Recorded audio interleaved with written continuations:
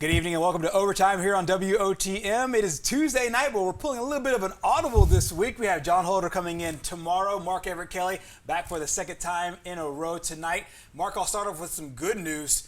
Last weekend was the last weekend we'll have without football until February of next year. So Wow. starting on Thursday, we'll have competitions in the NFL. We'll talk about that in a second. But as of right now, the first colleges have open practice. High school open practice yesterday, and our first college open today. You and I were at Jacksonville State Media Day yesterday, right ahead of their fall camp practicing, opening up today, and those practices did start today, and the Gamecocks going with jerseys and shorts to start out with helmets early on. The first 3 days, obviously no contact as you kind of get acclimated to everything. And so Jacksonville State back on the field for the first time since May 2nd when they lost their second round FCS playoff game.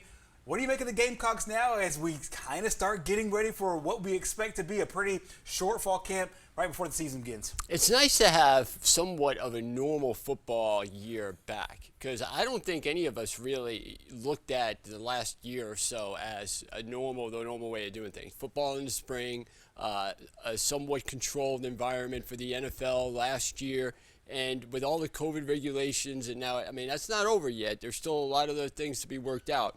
But I think just from training camp and just from the fact that people will be able to go to games, which is a huge thing, not having crowds there is probably the biggest thing that people noticed and was like, hey, this just doesn't seem like football season to me. Because unlike other sports, you need a crowd at a football game. Right. And I think that having that back, the players being in a mindset now that they're used to, not an unknown what's going to happen type of a mindset outside of vaccination and all that. I think it's finally nice to have something consistent that we love back. You mentioned football being here until this weekend, until February. I think that overall people have missed that because they didn't really feel like they got football that they can enjoy in the last year or so. I mean, even though Alabama dominated and they did amazing things, I think there was just so many unknown things from which conference is going to play to who's going to be eligible for the playoffs to now it's all back to business. Yeah, but I'd say this time last year, the FCS was thinking about canceling, and then they did cancel, and they let their teams play 4 non-conference games, depending on which conference you were in, and then they were going to play a spring. Everybody was wondering. There were so many questions last year. I think the certainty this year is a big thing. Head coach John Gross spoke about the first day of camp and also the way his guys feel from a body standpoint, considering the fact they've played a whole lot of football in a short amount of time. Yeah, I thought we could have scrimmaged today. There was a lot of attention from the spring, and just all the guys back. And so I thought it was smooth. A lot of things we got to improve on. A lot of first day mistakes that we got to get corrected. But I thought overall a really good first day, and we just got to improve on that every day as we go and build the camp. I was really worried about that. Just worried about if we'd be recouped and regenerated and just really ready to go. And I kind of answered some questions. I seen the guys come back in yesterday. They all just bouncing around, ready to go, and ready to start playing. So I mean that's encouraging for sure. So I think we just got a progressive football team. Good thing about playing spring and the fall. Last fall, you know your football team. So you're not searching for folks right now. So we got to just hone in on our skills and get better and cut down on some mistakes, and we'll be ready to play. Here's some important dates to look out for on football on all 3 levels. High school football fall camps opened up yesterday. Meanwhile, Jacksonville State opened up today. Coming up on Thursday, it's Alabama, Auburn, and Troy opening fall camp. Also on Thursday, our first game is the Cowboys and Steelers NFL preseason.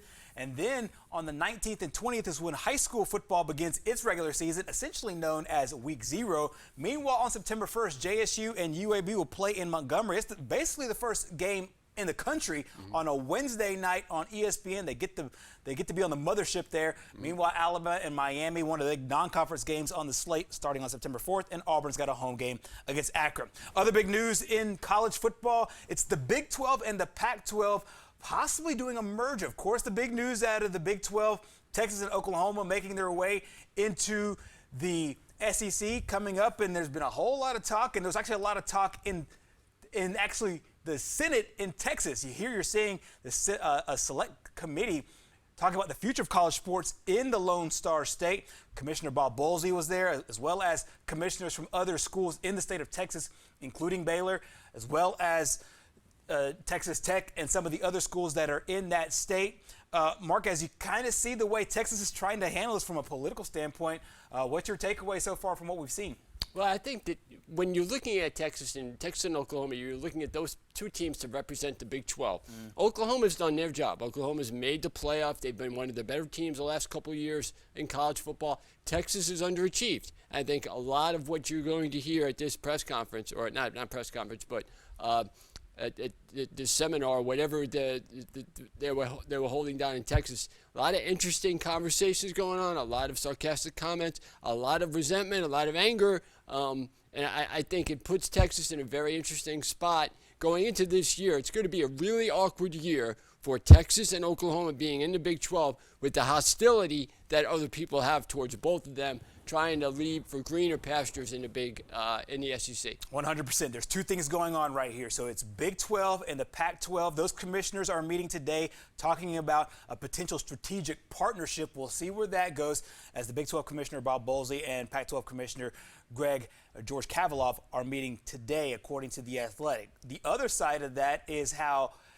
state senators in Texas are responding. They have some very, very harsh words. Here are Lois Clohurst and Charles Perry. What's your athletic budget? It's over $200 million. It's probably 220, 225 in that range. Where does that put you in the U.S.? Depending on how you count, probably first.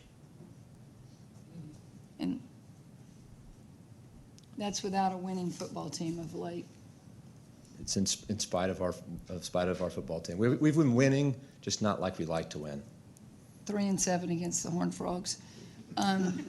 So maybe your fan base would rather lose to Alabama than TCU. So you can't be the flagship. You can't carry the Texas name, and you know, if you're as big and great as you think you are, you should have made the Big 12 equal or better than the SEC, and you didn't do it. Mm-hmm. And so I kind of feel sorry for the SEC. Cousin Eddie's coming home, and he don't leave till he's wrecked the whole house. And I don't quite think they understand where they think you're coming in at. I know where they think they're at. So that's a different topic. They made their bed, they'll lie in it. But I really think as a state, I'm very disappointed about how this has transpired. As a legislature and a policy deal goes, I'm really disappointed that this wasn't even a conversation. And I understand proprietary stuff, but don't you think we might have, should have known back in the spring?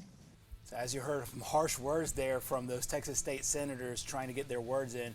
Last word here on this subject. They lost 6 of the last 7 to TCU, including games 50-7, 31-9, and 24-7. Wow, and now they're heading into SEC country. We'll see how it all goes. People in Texas certainly not happy with the decision there. Well, coming up next here on Overtime, we will get back to our Who's Better segment. We're going back to the diamond. We'll talk some outfielders for the Braves coming up next.